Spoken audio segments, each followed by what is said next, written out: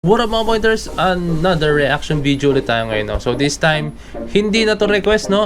Sobrang nag-enjoy talaga ako sa video ni Sir Casual Chuck. As in, sobrang nag-enjoy ako mga pointers, no?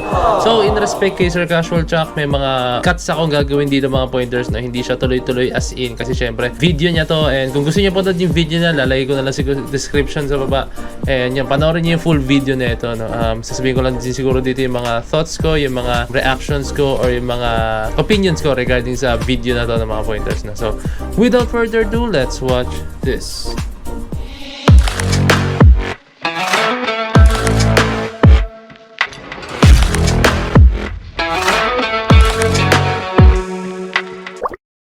Some people called me out because I credited the Go Up dance choreography to Stell and Kim. They wanted me to only credit Stell. Well, guess what? I was wrong. Because it was all of them who choreographed it. Sino ba yung main ng choreography? Bakit? Ikaw ba ng choreograph ng ad-lib namin? Hindi. Siyempre, kakapolish ko sa inyo. Nakabisado ko na yung ad-libs nyo. So, It was a team effort. Now that we're past that, let's get into the... Actually, team effort talaga siya mga pointers na para sa akin. Para sa akin naman, alam ko rin naman si Stel talaga nag-choreograph ng mga pointers, no? And yun na, tulong-tulong sila ron, like may suggestion sila. Kunyari, ito, ganito na lang, ganito lang. Pero, ang masabi ko doon, si Stel ang pinaka-main choreographer that time, no? Kumbaga sila suggest sila ng ganito, nagsasuggest sila. Kasi nakita, I have been with Stel for almost, I think, lagpas isang taon din mga pointers, no? Taon din yung nagsama kami ni Stel sa isang grupo, no? And alam ko kung paano siya gumalaw, alam ko kung paano siya mag-choreograph, kaya yung pinanood ko yung Go Up mga pointers, alam ko talaga nagalaw niyan mga pointers. Siguro tulad nga sinabi ko sa inyo kanina, yun nga, kumbaga pag may suggestion sila, tinatanggap ni Stel, like, sige ganito gawin natin sa part na to, pero siya yung pinakamalaking naambag dun sa Go Up choreography na yun, no? Kumbaga siya talaga yung pinaka main choreographer na, and sila yung tumulong sila sa mga suggestion, kumbaga nag-brainstorming talaga sila. So yun, no? Let's go. So try na daw, let's go mga pointers. The video. This is the timeline that most of us know. A timeline that we managed to stitch together using the information we found on the web. The internet is a vast universe. It is so big that there are still tons of information that are just hidden in plain sight. And some of them are just waiting to be discovered. Hey, kilala ko yun ah. Of them are just waiting. Kilala ko to, oh. Si Kurt. Itong binibili ko. Si Kurt, kagrupo to ni Stel. Kagrupo to ni Stel at saka ni Josh. And si Jelu ng Yara. Kagrupo nila to sa Seyon. Na-meet ko to as in, na-meet ko siya before, no? And yun nga, as in. Kilala ko to si Kurt. Hindi ko man kami nagkausap, pero kilala ko siya kasi pag nanonood nga ako sa event nila. To be discovered.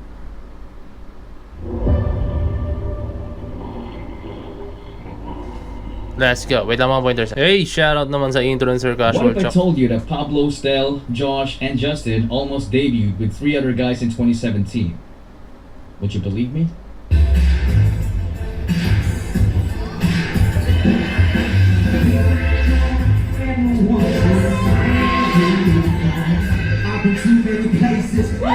Sayang kung continuity lang nila. Ganito pala sila kadami dapat, oh.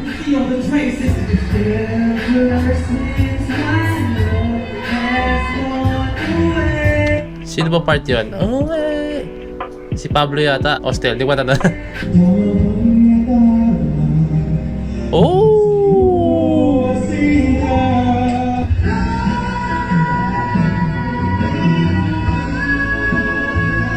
Grabe talaga yung still, oh. Wag nang tumila pa. Alam ko yung isa, it's either Vision ba or First One member siya, or baka wala sa nabanggit ko. Basta, alam ko isa siya sa mga P-pop ngayon. Yung isa yung Singkit. Did Stel just belt the entire bridge? Damn.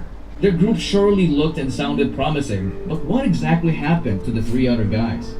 Alam ko yan. Napanood ko tong video na to, reaction video ko dito, parsing. The word quit has a negative connotation, but we have to understand that there are a lot of things going on behind that decision. A good example is the lack of financial income because they didn't even have a salary to begin with.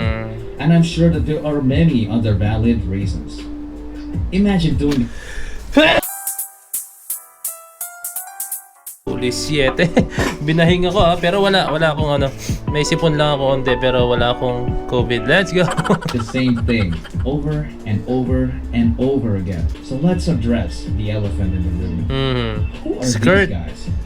And where Ito hindi ako familiar sa kanya. in the world are they now? Ito hindi rin ako familiar. Si Kurt ang ito yung nasa Vision ba or first one or comment down below na lang. Basta siguro sabihin ni Sir Casual Chuck to.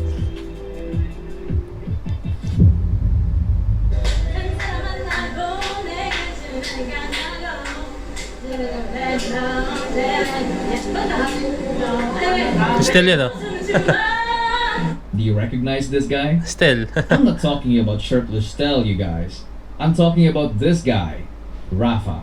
He Rafa. was supposed to be the group's bass vocalist. After training with Show BT, he moved on by running a K-pop reaction channel on YouTube. He also works as a freelance videographer and is now actively supporting his presidential candidate. He also made an appearance in the emotionally charged video greeting for SB19 in their Our Zone concert. Oh my god! After a few test runs, they revamped the group to join the 2017 Pinoy K-pop star. This is when the prototype team was formed. Paradox. For whatever reason, Rafa was replaced by this guy, Zeno. Zeno.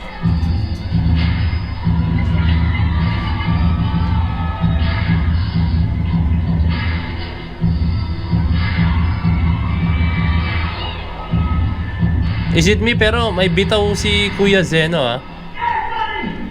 Yung form niya, as in. Grabe yung bitaw niya. They did not win in the competition. Okay, so After competition. Zeno's stint with Show BT, he became a member of the OG roster of the K-pop cover group called Zero to Hero. And speaking of OG members, it just so happened that C13 of Vision was part of it as well.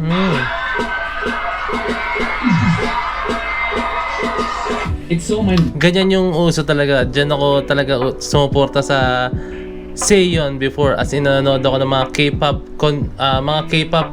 mga competition yun dance cover as in, and may mga time pa nga na ako nag-video ng may time na isang beses na wala silang nag-video noong time na yun yung Seiyon and sinabihan nga nila ako, nila Stellian, sila Chelu, si Ate Lala, Seiyon na ako nga mag-video kasi wala talaga mag-video sa kanila kasi gusto nilang magkaroon sila ng alam mo yung basehan, gusto nilang magkaroon ng parang mare-review pag halimbawa ay ganito pala na ginawa natin. Alam mo yung kailangan di ba pagkatapos sa performance nyo, amin nyo sa rin nyo. Kahit ako pag may performance kami, gusto ko may video para ay ganito pala ginawa ko, mali pala to, yung mga ganun. Yung mga ganun moments, no. So, hindi ko alam kung mahanap ko yung video nun. Basta ito kung nakikita nyo dyan. Hindi ko alam, pag may nag-flash dyan, ibig sabihin nahanap ko yung video din. Ako yung nag-video. Yung mismo competition na yan, mga pointers, no. Yan, ako yung nag-video sa kanila yan, mga pointers. Kaya, ayun, sarap lang, alam mo yun. Naging part ako ng history or naging part ako ng kahit papaano ng Seiyon, kasi Seiyon talaga kailan yan sa K-pop community, mga pointers, sa K-pop dance cover community, mga pointers, maniwala kayo saan. Ewan ko tama yung sinabi kong K-pop dance cover community basta sa mga nagko-cover ng mga K-pop dances, kailan yan, mga pointers, as in. And ayan knowing na kung gaano sila kaangat ngayon, as in, even though na kanya-kanya na yung buhay nila, ni Ate Lala, ni Ate Candy, ni Jelu, Yara, ni Stel of SB19, and Josh of SB19, si Ken, and si Kurt. Sino ba yung mga nasa video na yan? Hindi ko lang kung si Baron, and marami pa yung mga pointers, as in napakarami pa nila. Si Kit De Guzman, kaya rin si Kit De Guzman, kapatid niya ni Ken De Guzman, The Guzman Brothers, no? Sila magkakasama talaga, as in doon, mga pointers. Si Josh, yan. Alam ko na magiging ko si Josh. Let's go! So ayan, let's go. Tuloy na ito. Blowing how interconnected our idols' lives were, and I'm not even done yet. During my research, I stumbled upon this clip with C13 and Josh on the same stage. When C13 left the country to work in the US, the remaining Zero to Hero members decided to debut as a P-pop group. Sa'yo na lang ang puso ko ito. Ginamit na may gasgas pa pero magkano. Hey! Let's go! Zeno! So nagsimula pala, ang ganda pala ng simula nila, sana hindi nagtuloy-tuloy, no? Sayang. I'm sure most of you didn't know this, but their debut wasn't a success, so they were forced to back out. Uy, sa amin to, poblasyon to. After the setback, Zeno got into modeling and also pursued his interest in freelance videography.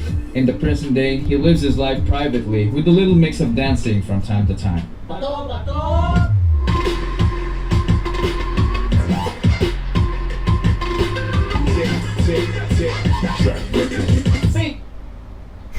While all of these things are happening, our boy Ken has been wreaking havoc in the K-pop dance cover world with his group GA7 Woo!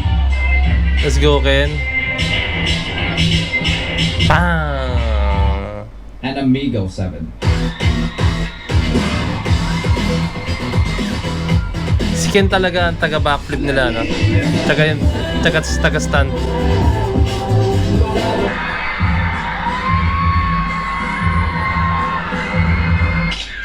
Woo! Look at that The freeze. talk about is this Ayan, si Kurt. Not gonna lie, I sometimes mistook him for Justin because they have a similar frame.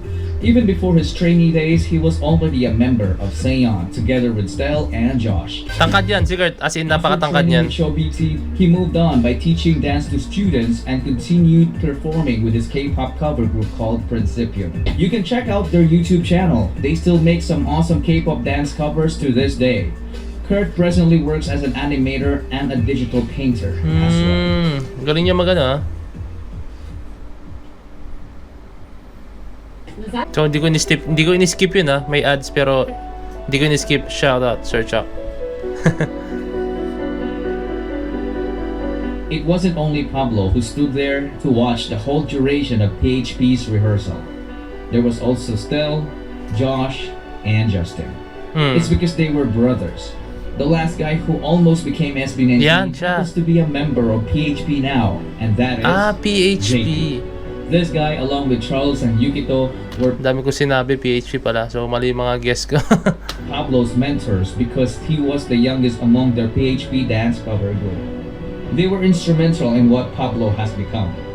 The boys also trained in Show BT together, only to see their closest brothers to not make it. This specific moment is very special because we just witnessed the full circle. From Pablo being the youngest to becoming the leader of SB19. Grabe kasi utak ni Pablo, From as seeing his in. brothers struggle so hard to finally seeing their success.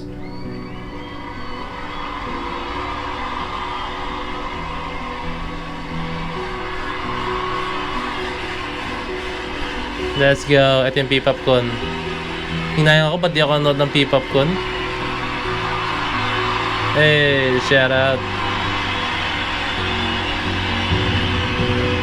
In our lives, there can be moments when you feel like it's easier to give up. Heck, some people in this video even gave up at one point. But they came right back with a different perspective. Their past didn't break them. It built them. Yukito was in fact the leader of Zero to Hero that failed in their debut. But that didn't stop him. He came back with a different game plan together with his brothers who also failed with him in the past, and look at where they are now. So if you're watching this video and you are going through tough times, change your perspective. Thank the person who broke up with you because it gave you the opportunity to meet someone Exactly. better in your life. Thank your boss for firing you because it gave you the opportunity to explore entrepreneurship. Thank your haters because life would be boring without them. Don't be bitter. Be better. Always choose to be kind. If you don't do that, you'll just end up as a mere ghost in the past. Woo! Another solid content. Another solid video by Sir Casual Chuck.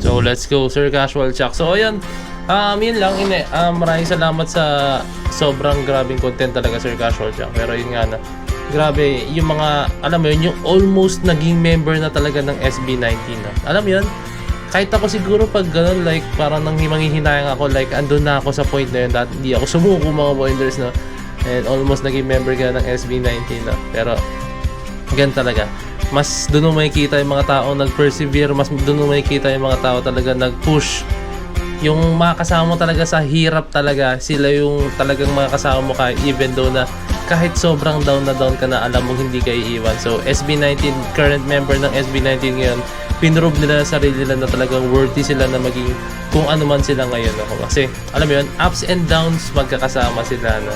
Hindi sila nag-iwanan. Even though na financially zero talaga sila mga pointers, walang-wala talaga sila. Pero hindi sila nagbitawan, hindi sila nag-iwanan, hindi sila nag-give up. Hindi nila pinakita sa isa't isa na alam mo yun, na kailangan nating umalis na. Even though at some point, may one point nga na talagang nag-give up na sila. Pero ayun, bumangon pa rin sila. No? Persevere pa rin talaga. Puso pa rin talagang pinail na ng mga pointers. Na kaya nakakatuwa. Grabe SB19. I'm a very big fan talaga ng SB19 ng mga pointers. No? Grabe sila pagdating sa puso. Hoping na talagang umangat pa sila international level ba talaga mga pointers. Abangan natin yan. Abangan natin yung pag-angat ng SB19 mga pointers. Mga 18. Abangan natin yan. Sure ako. Maniwala kayo sa akin. Predict ko domination, international level na yan. No? I-dominate talaga nila yung international mga pointers. No? Nakikita natin yan nagpe-perform na sa BBMA, no? Nagpe-perform yan sa Oscars. Meron bang perform sa Oscars? Meron ba?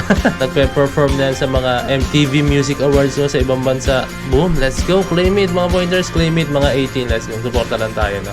So ayun mga pointers, kung may request pa kayo, kaya comment down below or message nyo ako sa aking Facebook page of Point of Pedz and kindly ring that notification bell na rin. Baka di nyo naman nag-reach ako ng video ng SB19 and syempre, no, salamat Sir Casual, Chuck, and kindly consider subscribing na rin. So this is me, Point of Pedz, signing out. Peace! That's G!